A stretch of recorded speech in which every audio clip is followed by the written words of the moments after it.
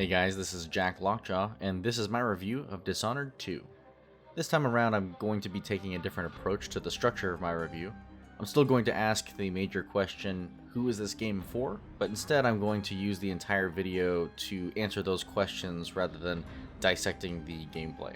First off, this game is for people who are fans of the first Dishonored. That seems like a really obvious conclusion to draw, but really, this game is going to be more of the same.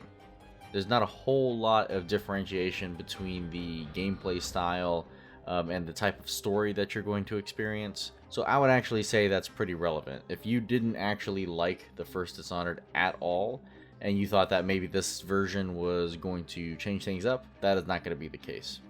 If you haven't played Dishonored 1, the plot will be explained to you in basic details, but you will definitely have an improved experience if you have played the game.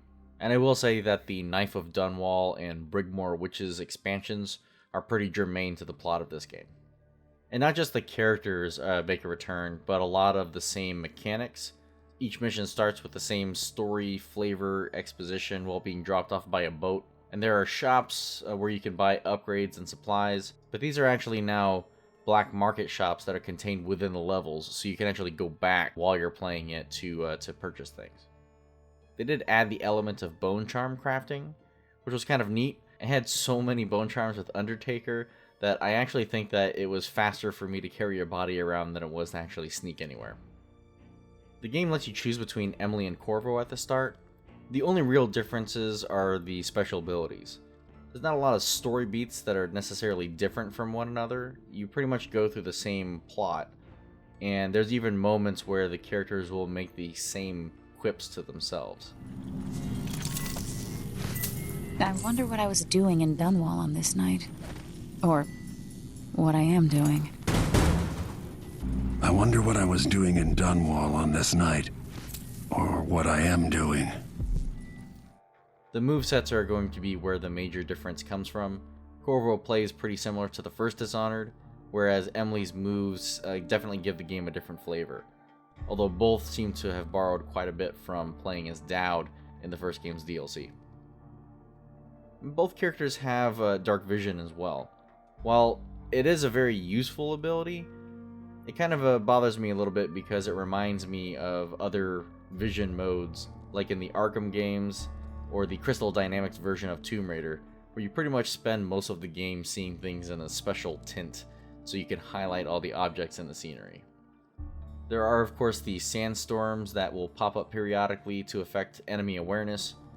There's an entire stage that uses transforming clockwork scenery that make for some small puzzles and some interesting shifting layouts to navigate. And there's an entire stage that uses an instant time travel mechanic. This was actually a really cool concept all around. You can use the timepiece to get around, so you can actually open up small passageways by changing something in the past to affect things in the future. Or even small puzzles like one where you needed to open a safe by going into the past to incinerate a corpse of a dog that was infested with blood flies. So that way they don't colonize that room in the future, and the combination can then be found in the future so you can open the safe in the past. Unfortunately, these elements only appear in their respective stages and don't ever all come together in like one big complex level. Perhaps upcoming expansions might be able to build on that, but I imagine that would be a pretty ambitious project to tackle. Everything will pretty much boil down to the central core of the game, which is sneaking around. Like the Duke. I can't tell them apart. There are subtle differences. Alright. Assuming you can pick out Duke Luca, how are we gonna get his key? You leave that to me. Who knows what he's got in that vault? We'll be halfway to Bristol.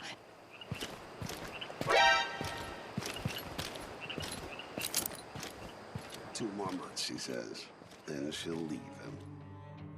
I would also say that this game is for people that like to perfect their gameplay.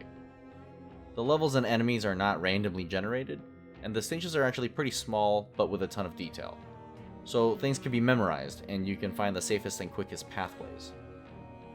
Each stage ends with all of your statistics laid out before you, and it's also really nice that you can check your stats during the mission for people who are attempting no alert or no kill runs of the game. There are some small differing options on like who to side with during the story, and whether to remove people lethally or non-lethally, but most of the time that'll just be to change the flavor of the game and won't actually alter the game in any significant way. Some things like environmental events will play out every single time, like these con artists that are trying to lure out good Samaritans. Heard the stories about Pirate Betty, about all the terrible things I've done to the fools who refuse to give up some trinket or a bag of coins. Have mercy! Don't hurt me! Should I start by cutting off your nose? Anyone help me! Or maybe I could sign my name across your forehead with a knife. Use you as a human billboard. Help! Murderer! All right, no one's coming. What a bunch of cowards. We'll try it again later. But other things like the solution to the Jindosh lock will be completely randomized. I solved it on my first run through without any hints so I could get the trophy, but on the second time around I tried using my answer from the first gameplay and it turned out the answer was completely different. Finally, I'd like to say that this game is for fans of game art and world building. This isn't for people looking for a deeply complex story. The plot of the coup is pretty straightforward, and the villains don't really show up too often except when they're the target. However, the world building is extremely dense.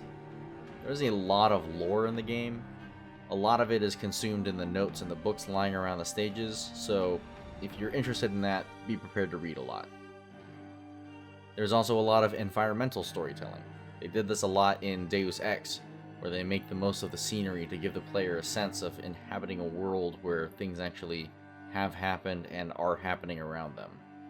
Some of these things can be just little bits of character flourish, like showing that one of your mortal enemies is a pretty terrible artist, and some are just moments to stumble across that make the world feel lived in, and not just populated by people waiting for you to snap their necks. Dust did blow, say Say wail, the silver it glows, but the foreman he's under the Duke's greedy thumb, making them miners work till they're numb.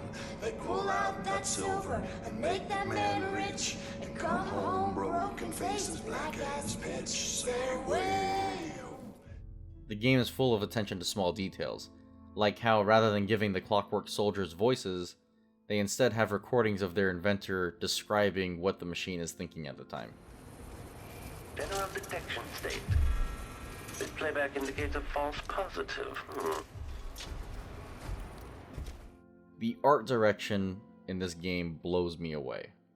The visual style is very similar to Dishonored 1, and they drew from many of the same concept artists from the original game. They've created a powerful style that is unique and really conveys the essence of the worlds of Dunwall and Karnaca. The attention to detail and style is so great that you can tell which collectible paintings were from Sokolov and which were painted by Delilah. This series is a must-play for any art nerds out there. To me, it stands as one of the shining examples of fully realized game art. Those are the major points that I wanted to touch on. I had a lot of fun playing this game. I found it really rewarding, and while I did encounter a few glitches here and there, I didn't find that it deterred me from enjoying it. I will revisit this game, probably to shoot for the Platinum Trophy, but also just because it's a damn joy. Thanks for watching, guys. This was a new format for me to do the review. I'm not sure if this works better, if the old way works better, or if I should just try something entirely different. So if you do have feedback, please let me know. You can follow me on Twitter under JackLockjaw. I'm also on Twitch under JackLockjaw, although I have been working really hard on these reviews, so I haven't been on Twitch very often lately. And you can also send me an email at corruptsavemail@gmail.com. I would appreciate it if you subscribe to my channel, like this video, shared it with other people who you think might be interested. Definitely leave a comment because I'd like to hear your opinions. Oh, and for the concept artists for this game that I highlighted, I will be leaving a link to their ArtStation pages so you can take a look at their other work. Have a good one.